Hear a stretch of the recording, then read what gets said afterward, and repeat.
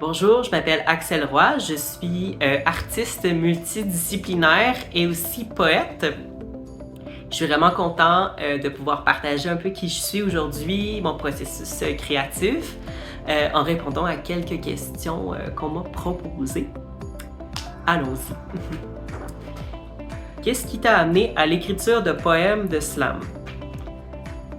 J'ai commencé à écrire de la poésie assez naturellement. J'avais comme 7-8 ans quand j'ai commencé à faire des acrostiches.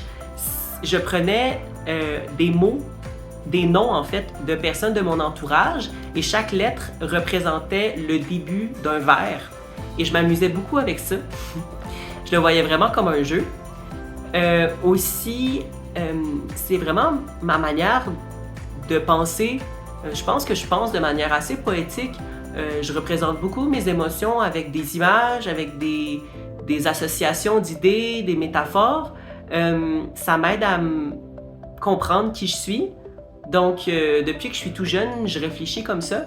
C'est pour ça que ça sort comme ça aussi en poésie et en écriture. Quelle est ta première expérience sur scène avec tes textes? J'étais fin ado quand j'ai commencé à performer de la poésie sur scène.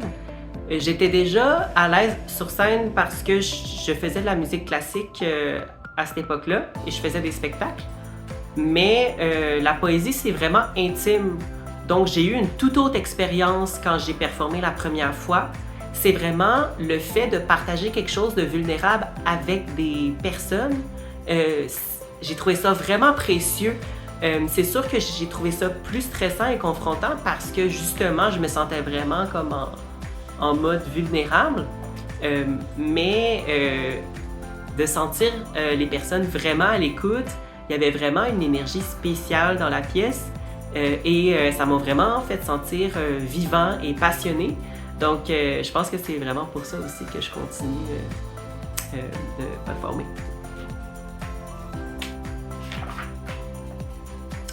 Le plus grand défi que je rencontre dans mon écriture et mes performances.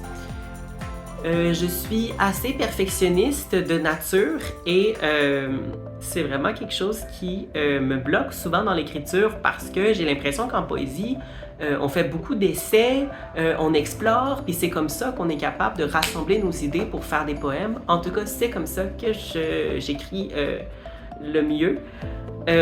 Mais quand je suis perfectionniste, je veux toujours que tout de suite, ça soit parfait, que ça soit comme... Dès que j'écris, que ça soit beau, que ça soit un poème, alors je me laisse pas la chance de vivre tout le processus d'exploration.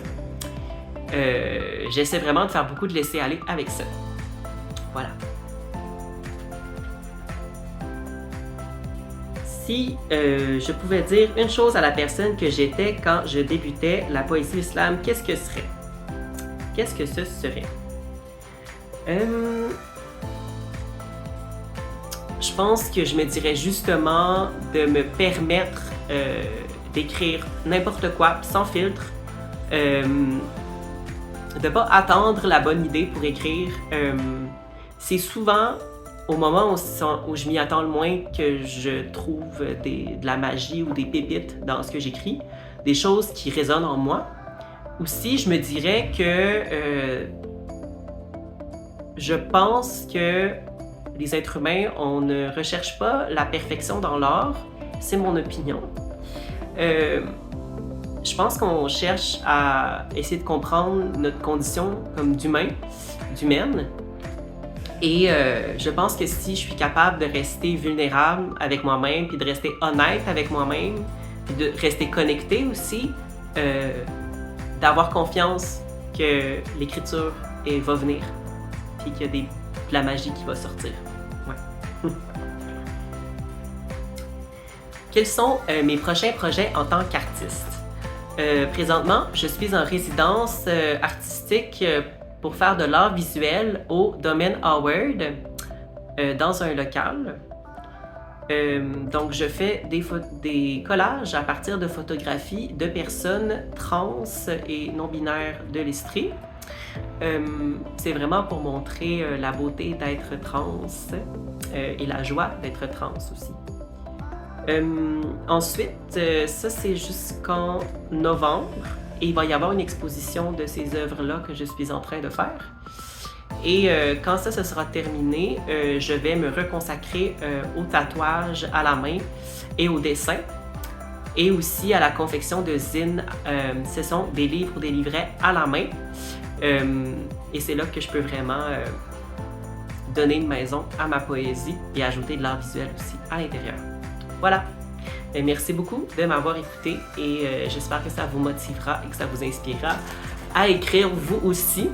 Et je vous souhaite de trouver de la joie dans l'écriture. Voilà, merci.